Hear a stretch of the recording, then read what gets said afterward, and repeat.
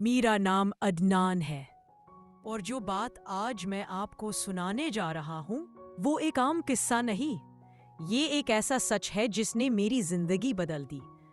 میں نہیں جانتا کہ آپ اس پر یقین کریں گے یا نہیں، لیکن میں یہ سب اپنی آنکھوں سے دیکھ چکا ہوں۔ یہ بات تب کی ہے جب میں محض 16 سال کا تھا اور محل میں ایک شاگرد کے طور پر کام کرتا تھا۔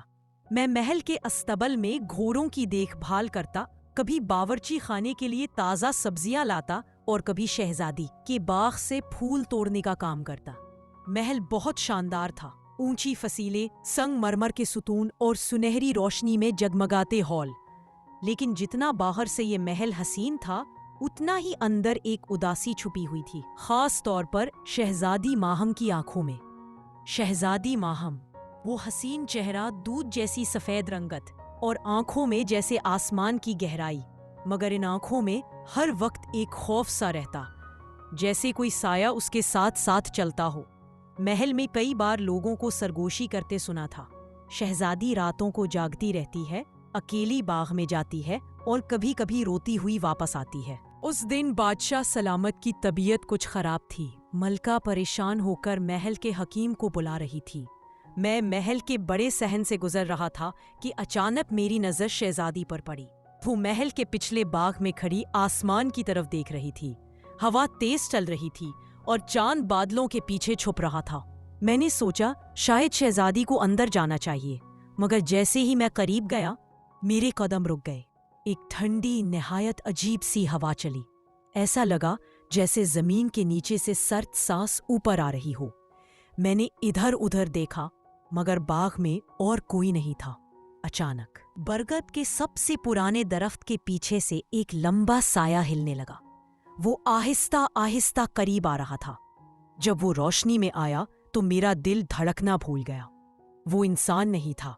اس کا قد بہت اونچا، آنکھیں جیسے جلتی ہوئی سرخ انگارے، اور چہرے پر ایک ایسی مسکراہٹ جو ڈرا بھی رہی تھی اور کچھ عجیب سی چاہت بھی ظاہر کر رہی تھی۔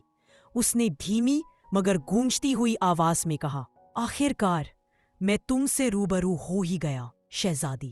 شہزادی چونک گئی، ان کا چہرہ خوف سے سفید ہو گیا۔ میں نے دیکھا کہ ان کے ہاتھ کانپ رہے۔ تم کون ہو؟ وہ ہکلائی ہوئی آواز میں بولے۔ وہ مسکرایا، مگر وہ مسکراہٹ نرم نہیں تھی، اس میں ایک عجیب جنون تھا۔ میں وہ ہوں جس نے تمہیں صدیوں سے ڈھونڈا ہے۔ میں تم سے محبت کرتا ہوں شہزادی، اور تم میری ہو۔ شہزادی پیچھے ہٹنے لگی، مگر اس نے ایک قدم آگے بڑھایا۔ اچانک ایک گملہ زمین پر گرا اور میں نے یہ موقع غنیمت جان کر درخت کے پیچھے سے قدم آگے بڑھائے۔ میں نے زور سے کہا، شہزادی اندر چلے۔ جن کی نظر مجھ پر پڑی، اس لمحے میری روح تک کانپ گئی۔ اس کی آنکھوں کی لالی مزید گہری ہو گئی اور اس نے دھیمی آواز میں کہا، اس کے قریب مت جانا لڑکے، یہ میری امانت ہے۔ شہزادی دوڑتی ہوئی محل کی طرف گئی۔ میں بھی ان کے پیچھے لپکا، مگر میرے کانوں میں جن کی آخری آواز گونجی، میں واپس آؤں گا ماہم، تم مجھ سے بچ نہیں سکتی۔ اس رات محل میں خوف کا سایہ چھا گیا۔ بادشاہ اور ملکہ کو سب بتایا گیا، مگر سپاہیوں نے پورے باغ کی تلاشی لی اور کچھ نہ ملا۔ لیکن میں جانتا تھا وہ جن سچ تھا، اور یہ صرف آغاز تھا۔ اس رات کے بعد محل کی فضا ہی بدل گئی تھی۔ سپاہیوں کو ہر وقت چوکس رہنے کا حکم دیا گیا۔ محل کے دروازے رات کو بند کر دیے جاتے اور باغ میں جانا سخت منع تھا۔ مگر میں جانتا تھا جن کے لیے یہ سب قید و بند کے انتظام بس دکھاوا تھے۔ اگر وہ آنا چاہے تو کوئی دیوار یا دروازہ اس کا راستہ نہیں روک سکتا۔ شہزادی ماہم دن بھر خاموش رہنے لگی تھی۔ پہلے کبھی کبھی محل کے نوکرانیاں ان کے ساتھ ہنسے کھیلتی تھی، مگر اب وہ اکثر اکیلی اپنے کمرے میں بند رہتی تھی۔ میں نے کئی بار دروازے کے پیچھے سے دبے دبے رونے کی آواز سنی۔ ان کا خوف محل کی فضا میں شامل ہو چکا تھا۔ ایک شام ملکہ سلامت نے مجھے بلایا۔ عدنان، تم نے وہ سب دیکھا تھا جو باغ میں ہوا؟ میں نے اسبات میں سر ہلایا۔ شہزادی کو تمہاری موجودگی میں سکون ملتا ہے۔ آج سے تم ان کے ذاتی کام کاج میں مدد کرو گے۔ میں حیران بھی ہوا اور گھبرا بھی گیا۔ شہزادی کے قریب رہنا مطلب تھا جن کے راستے میں آنا۔ مگر ملکہ کی بات کو ٹالنا ممکن نہ تھا۔ اس دن شام کو میں شہزادی کے کمرے میں پھول رکھنے گیا۔ وہ کھڑکی کے پاس کھڑی تھی۔ باہر اندھیرا چھا رہا تھا۔ میں نے آہستہ سے کہا، شہزادی، آپ ٹھیک ہے؟ وہ چونک کر میری طرف دیکھنے لگی۔ ان کی آنکھوں میں سرخی تھی، جیسے دیر تک روئی ہوں۔ عدنان، تم سمجھ نہیں سکتے، وہ مجھے کبھی سکون سے جینے نہیں دے گا۔ میں نے کہا، لیکن آپ نے اس سے پہلے کبھی نہیں دیکھا تھا نا؟ شہزادی آہستہ سے بولی، یہ پہلی بار نہیں ہے۔ بچپن سے ہی میں خواب میں ایک سایہ دیکھتی تھی۔ وہ مجھ سے بات کرتا تھا، کہتا تھا کہ وہ ایک دن مجھے لینے آئے گا۔ میں سمجھتی تھی یہ بس ڈراؤنا خواب ہے، لیکن اب ان کی آواز لرز گئی۔ اچانک کمرے کے اندر ایک تیز سرد ہوا کا جھونکا آیا۔ کھڑکی کے پردے اوپر اٹھنے لگی، چراغ کی لو کانپنے لگی۔ میرا دل دھک دھک کرنے لگا، اور پھر وہی آواز، گہری، سرد اور عجیب سی چاہت سے بھری، ماہم، میں آ گیا ہوں۔ میں پلٹ کر کھڑکی کی طرف دیکھنے لگا۔ وہ کھڑا تھا، جن۔ اس بار وہ پہلے سے زیادہ واضح نظر آ رہا تھا۔ اس کے گرد ایک دھند سی لپٹی ہوئی تھی، جیسے اندھیرا اس کا لباس ہو۔ شہزادی پیچھے ہٹی، مگر وہ آہستہ آہستہ کمرے میں قدم رکھتا آیا۔ میں تمہیں نقصان نہیں پہنچانا چاہتا ماہم، مگر تمہیں میرے ساتھ چلنا ہوگا، شہزادی کان پتی ہوئی آواز میں بولی۔ تم مجھے ڈراتے ہو، تم محبت نہیں، قید چاہتے ہو۔ جن کی آنکھوں میں ایک لمحے کے لیے درد سا ابھرا، مگر فوراً غصے میں بدل گیا۔ محبت قید بھی ہے اور آزادی بھی، تم ابھی نہیں سمجھتی۔ میں نے آگے بڑھ کر کہا، شہزادی کہیں نہیں جائیں گی۔ وہ ایک دم میری طرف مڑا، اور اس کی آنکھوں کی سرخی دہکتے انگاروں جیسی ہو گئی۔ اچانک میرا جسم جیسے زمین سے جکڑ گیا۔ میں حرکت نہیں کر پا رہا تھا۔ لڑکے، میں نے تمہیں خبردار کیا تھا، اس بار صرف جا رہا ہوں، لیکن اگر تم نے درمیان میں آنے کی کوشش کی تو انجام اچھا نہیں ہوگا۔ وہ دھند کی لہر کی طرح پیچھے ہٹا، کھڑکی سے باہر نکلا اور غائب ہو گیا۔ شہزادی کرسی پر گر گئیں۔ ان کا سانس پھولا ہوا تھا۔ میں بھی اپنے آپ کو سنبھالتا ہوا سوچ رہا تھا، یہ کھیل اب بڑھنے والا ہے، اور شاید اگلی بار وہ صرف بات کرنے نہیں آئے گا۔ رات کا اندھیرا محل پر گہرائی سے چھایا ہوا تھا۔ بارش کی بوندیں کھڑکیوں پر زور زور سے ٹکرا رہی تھی، اور ہوا ایک خوفناک سرگوشی کی طرح محل کی ہالوں میں گونج رہی تھی۔ بادشاہ عادل خان اور ملکہ زہرا بی بی اپنے کمرے میں بے بسی کے عالم میں بیٹھے تھے۔ ان کے دل میں گہرا دکھ اور خوف تھا۔ میں، عدنان، ایک کونے میں چھپا ہوا تھا اور اپنی آنکھیں چمکتی ہوئی دھند میں لپٹی اس منظر کو دیکھ رہا تھا۔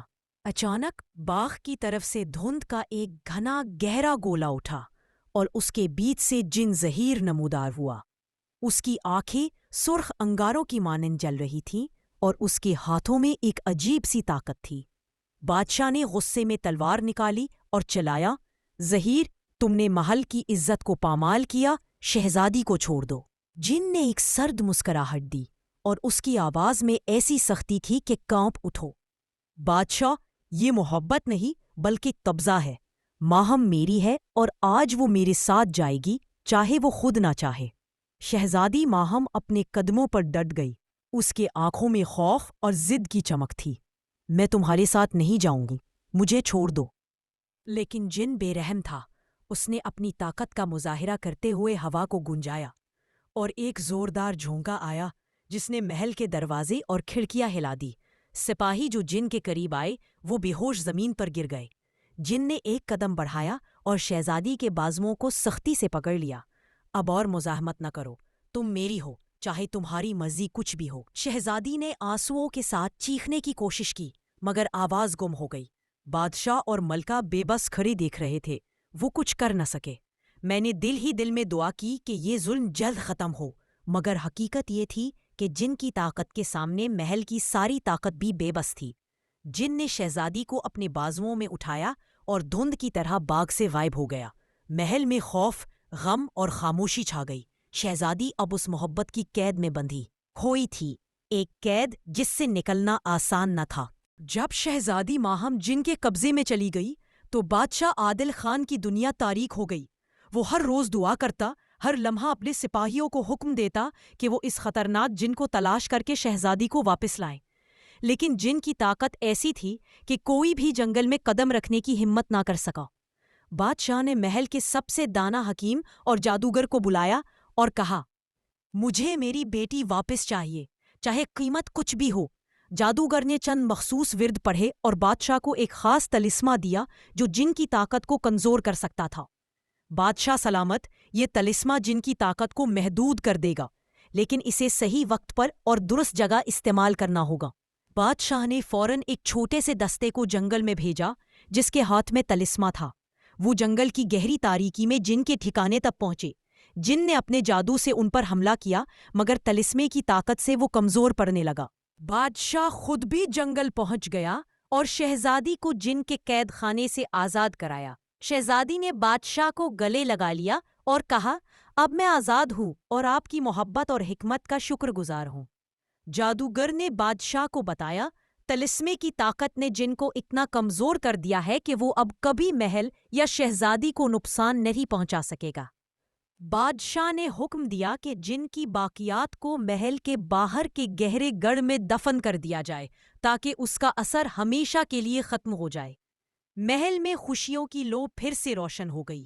شہزادی ماہم نے اپنی زندگی کو نئے سرے سے شروع کیا اور محل کے لوگ آج بھی بہادری اور حکمت کو یاد کرتے ہیں جس نے اپنی بیٹی کو قید سے آزاد کروایا۔